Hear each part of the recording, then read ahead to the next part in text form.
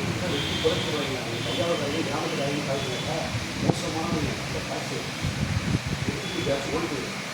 அந்த வேலை அவங்க குறைச்சிட்டான். அந்த வேலை வெட்டிக்கு எவ்வளோ போயிடுச்சு.